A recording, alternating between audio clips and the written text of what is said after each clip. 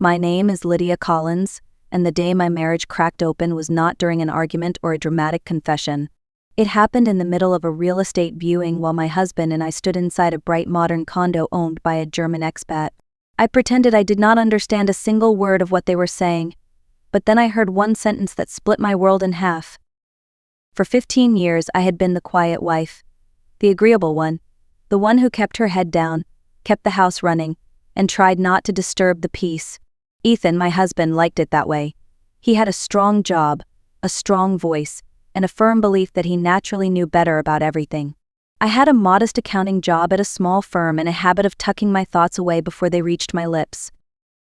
As the years went by, I barely recognized myself.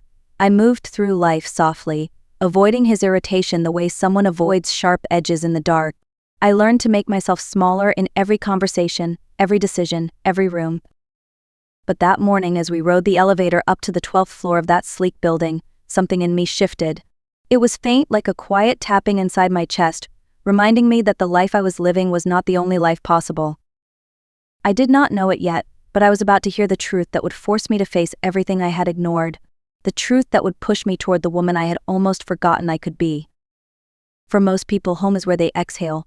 For me, home became the place where I held my breath. Ethan filled every corner of our life with his opinions, his routines, and his decisions. At first, I thought it was confidence. Over the years, I realized it was control dressed up as certainty. He managed our vacations, our purchases, our weekends. If I suggested something different, he would dismiss it with a wave of his hand or a tired sigh, as if my ideas were small inconveniences instead of real thoughts. When I once brought up taking a floral design class after work, he laughed so quickly and so loudly that I felt foolish for even mentioning it. He called it a waste of money and predicted I would quit after a month. I stopped talking about hobbies after that. Work was not much different. My accounting position paid the basics, and Ethan made sure I remembered that his job was the backbone of our household. Whenever we argued, he reminded me that he paid the mortgage, the car note, the upgrades, the vacations.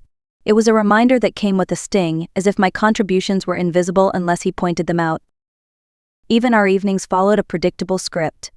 He settled into the living room with the television on full volume, and I drifted quietly through the apartment, cooking, cleaning, and trying not to disturb him. The more silent I became, the easier everything felt for him, and the harder it became for me. Looking back, I realize how subtle the shift was. It was not one fight or one harsh sentence. It was the steady erosion of being unheard.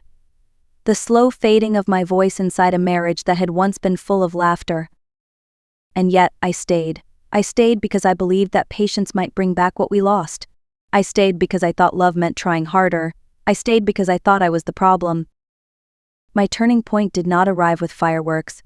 It came quietly, the way most life changes do, disguised as curiosity on a night like any other. I was scrolling through my phone after cleaning up the kitchen when an advertisement popped up for a free online German course. I almost kept scrolling, but something made me pause. Maybe it was the thought of doing something new, something that belonged only to me. I clicked on it.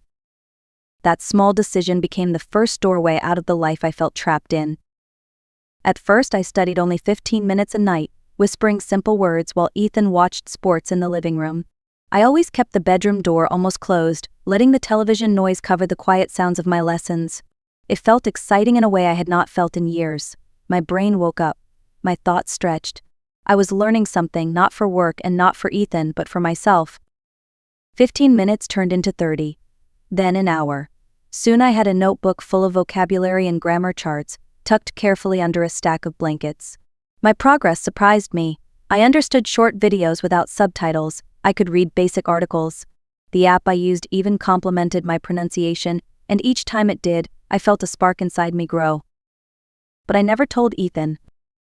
Not because I wanted to hide it forever, but because the thought of his reaction made my chest tighten. I could already hear his voice calling it pointless, silly, unnecessary. He would ask why I was learning a language that had nothing to do with my job or our life. And beneath his words, I would hear the same message he always delivered: you are not capable. You will never finish anything. You are wasting time. So I kept it secret. That small pocket of solitude became the only place where I did not feel judged. It was mine, untouched by his opinions, my quiet rebellion, my quiet freedom. I did not realize then that this secret would one day become the very thing that saved me. The next morning, Ethan walked into the bedroom holding his phone like he had just discovered treasure. He told me he had found a condo listed by a German man named Hans Ritter. According to him, it was the best option we had seen in months. He did not ask what I thought.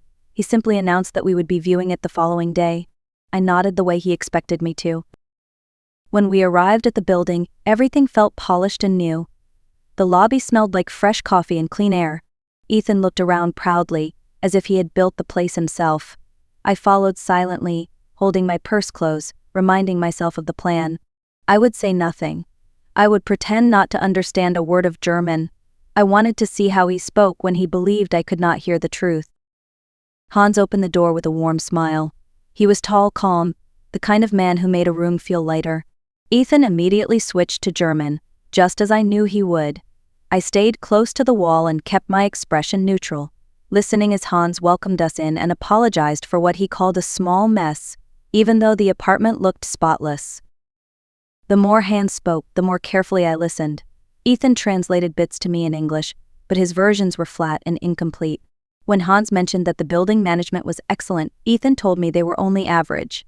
When Hans explained the neighbors were professors and doctors, Ethan shrugged and said they were regular people. He even added comments that Hans never said. It was subtle at first, then obvious. He was controlling the narrative, shaping the apartment into something that matched his agenda. Yet the condo was beautiful. Bright windows, smooth wooden floors, a kitchen that felt like a dream. I whispered that I liked it, and Ethan brushed it off with a quick nod before turning back to his conversation with Hans. As they moved from room to room discussing details, I stayed quiet, staring at the life I thought we might share here. But something deeper than admiration was building inside me. The more I listened, the more I realized this viewing was not just about real estate. It was the beginning of a truth I could no longer avoid. We eventually circled back to the living room where Hans offered us coffee. Ethan accepted before I could answer, as if my preferences were a minor detail in a conversation meant for bigger minds.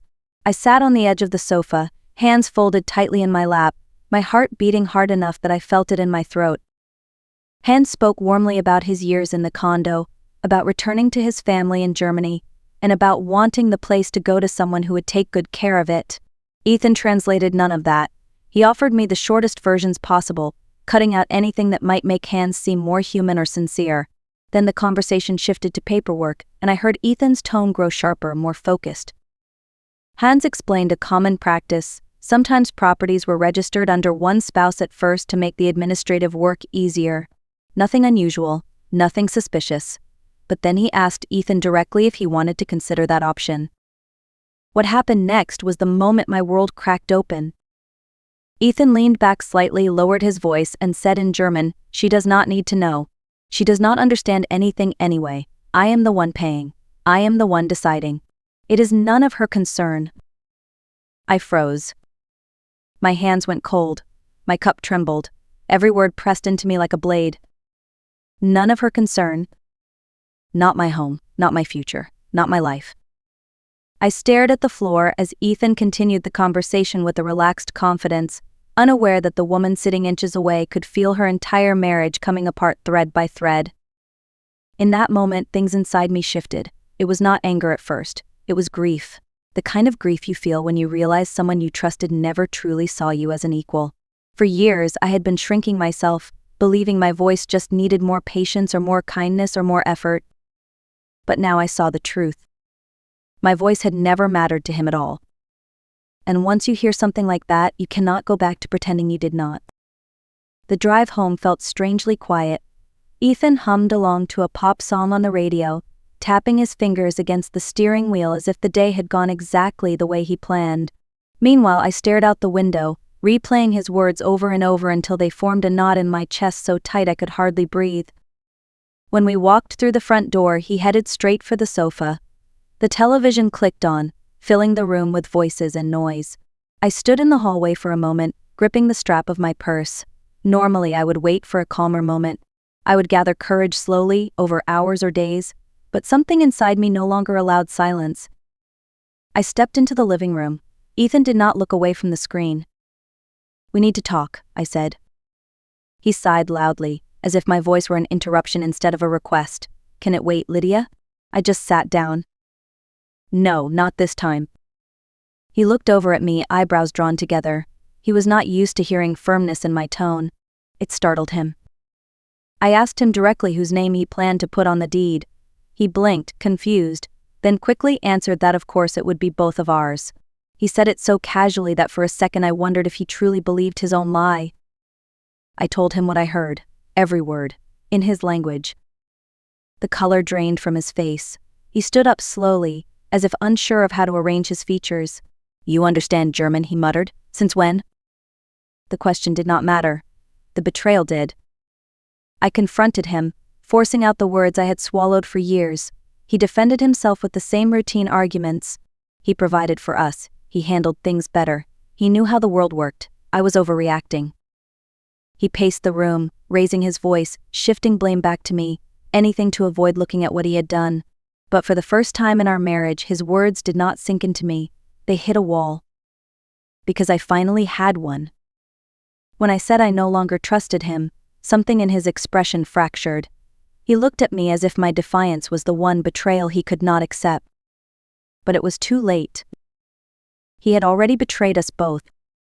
For a long moment after our argument, the apartment felt painfully still. Ethan stood near the window with his hands on his hips, breathing hard, as if he were the one who had been wronged. I sat on the edge of a dining chair, feeling the last threads of our marriage slip quietly through my fingers. He finally turned toward me. So what now, Lydia? You want to punish me for something you misunderstood? I shook my head. I understood perfectly. You planned to take control of everything and leave me with nothing. He scoffed, pacing again. You always think the worst. I was simplifying the process. That is all. Then we would fix it later. But he had no explanation for why he told a stranger that it was none of my business. No explanation for why he was so comfortable speaking about me like I was a child instead of a partner. I told him calmly that I could not continue living like this. His face tightened. He asked if I was threatening him with divorce. For the first time, I answered without fear. I am telling you I cannot stay in a marriage where my voice means nothing. That sentence landed like a stone in the room. Ethan looked startled, almost offended, as if I no longer played the role he had written for me. He grabbed his keys, muttering under his breath, saying he needed space to think. He announced he would stay at his friend Jamal's place for a few days. He said it with the confidence of a man who expected me to come to my senses while he was gone. He walked out without closing the door gently. It slammed behind him. When the sound faded, the silence that followed was different. It no longer felt heavy. It felt honest. I walked to the bedroom, sat on the floor, and let myself finally cry. Not because I wanted him back. Not because I regretted speaking up. I cried for the years I lost, for the places inside me I abandoned, and for the version of myself I had almost forgotten. But beneath the grief, there was something else too, growing quietly. Relief. And the beginning of courage. The next morning, I woke up with swollen eyes and a mind that would not stay still. Ethan had not come home, and for once, I did not wonder where he was or what he was doing. Instead, I sat at the kitchen table with a cup of coffee, my phone in my hand, and a decision weighing on my chest. I needed to call Hans. My fingers trembled as I dialed his number. Part of me feared he would think I was foolish or dramatic. But when he answered, his voice was warm and steady, the same calm tone he had used the day before. This is Lydia Collins, I said. We viewed your condo yesterday. A moment of silence followed, then he said gently, You speak German. Yes, I admitted it quietly, and I heard everything, every word. Hans let out a slow breath. I thought so, he said. You were very quiet, too quiet. I suspected you understood more than your husband realized. I apologized for the awkwardness, told him we would not be buying the condo, that I was sorry for wasting his time. But before I could finish, he stopped me. Lydia, please, do not apologize. Yesterday reminded me of something I went through with my own daughter. She was once married to a man who tried to decide everything for her. She left that marriage and built a much better life. When I saw you sitting there silent, I saw the same pain. Something inside me softened, and for the first time since the argument with Ethan, I felt seen. He continued, I want to help you. If you still want the condo, I can lower the price a bit. And I can wait while you sort through your situation. I am not in a hurry to sell. It took me a moment to find my voice. Why would you do that for me? because everyone deserves a fair chance to start over, and because no woman should be made to feel small in her own home. His words hit something deep inside me. Hope. A small, trembling hope that maybe my life did not have to stay the way it was. I told him I needed time. He told me to take all I needed. It was the first time in a long while that someone believed I could stand on my own. The days that followed felt blurry, as if I were walking through a hallway filled with doors I had never noticed before. Some led to fear, some to uncertainty, but one door led to something I had not felt in years: possibility. Ethan returned after 3 days, quiet and withdrawn. He slept on the sofa, left early, and came home late. We barely spoke. There was a time when this coldness would have crushed me. Now, it only confirmed what I already knew. We were done pretending. While he drifted through the apartment like a shadow, I sat at the kitchen table each night, studying something new: information about divorce, property rights, mortgages, and financial independence. For the first time, I was planning a future that did not revolve around his approval. I learned that I could legally claim half of our condo. With that money and my steady work history, a bank might approve a mortgage. The thought was terrifying and thrilling. I had never made a major life decision without Ethan. But every article I read, every calculator I filled out, every forum post from women who had rebuilt their lives gave me strength. Then, almost as if the universe wanted to test my determination, I found a job posting. An international company was looking for an accounting specialist who could work with their European branches. German required. My heart jumped. I submitted my application before I could talk myself out of it. The interview came fast. I sat across from the hiring manager and spoke confidently in the language I once whispered in secret. When she smiled and said, "Impressed. We need people like you here," I felt something inside me rise. A week later, I got the job: higher pay, better benefits, a future. And for the first time in a long time, I felt like I had opened a door that truly belonged to me. When the divorce paperwork finally began moving forward, the weight on my shoulders started to lift. Ethan and I agreed to split the condo, and he offered to buy out my share. It was the most practical option, and for once, neither of us argued. When the transfer went through, I held the check in my hands for a long moment, feeling something unfamiliar settle inside me. Security, independence, the beginning of my own footing. With my new job underway, my days became fuller, brighter, and strangely steadier. I handled financial reports for international branches, emailed colleagues overseas, and joined online meetings where my German no longer had to be hidden. Each accomplishment felt like reclaiming a part of myself that had been buried under years of self-doubt. Hans kept his promise. He waited patiently while I finalized the divorce and gathered my documents. When the bank approved my mortgage, I signed the papers with hands that trembled, not from fear but from pride. The keys to his condo, the condo that would become my home, rested in my palm, like a symbol of a life I had built with my own strength. Around that time, I enrolled in an evening certification course to advance my skills. On the third class, a tall man with steady eyes and an easy smile sat beside me. "Is this seat taken?" he asked.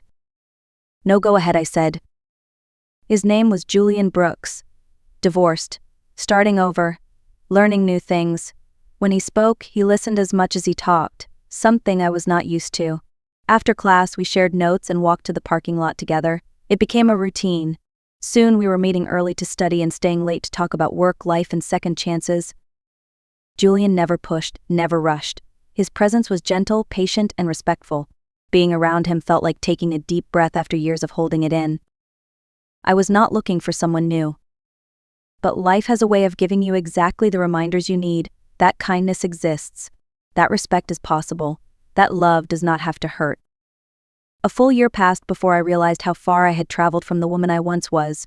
One evening, I stood by the floor-to-ceiling windows of my condo, watching the city lights reflect against the river. The rooms around me were quiet, warm, and unmistakably mine. Every chair, every picture frame, every small detail had been chosen by my own hands. Julian knocked on the door a few minutes later. When I let him in, he greeted me with the same gentle smile that had become so familiar. We sat on the balcony with 2 glasses of wine, the sunset painting the sky in soft gold. He reached for my hand, not to control but to connect, a simple gesture, steady and genuine. "I am glad our paths crossed," he said. "Me too," I answered, and this time my voice did not tremble. After he left that night, I walked through my home slowly, letting the quiet sink in. For so long I had lived small. I had let myself be talked over, dismissed, managed. I had convinced myself that silence was safer than speaking up. But the truth was simple. Silence does not protect you. It only teaches others that your voice does not matter. The moment I chose myself, everything changed. I found a job that valued my mind, a home that reflected my choices, a circle of people who respected me, a future built on my decisions, not someone else's. And most importantly, I found the version of myself I thought I had lost forever. If you are listening to this and any part of my story feels familiar, I want you to remember something. You are not stuck, you are not powerless, and you are never too old or too late to start again. Sometimes the life you deserve is waiting just outside the door you are afraid to open. Thank you for spending this time with me. If my story touched you in any way, let me know by liking this video, sharing it, and leaving a comment about where you're watching from. I would love to hear your story too. New chapters begin every day. You just have to choose yours. My name is Carolyn Walker. I'm 62 years old, a retired school teacher,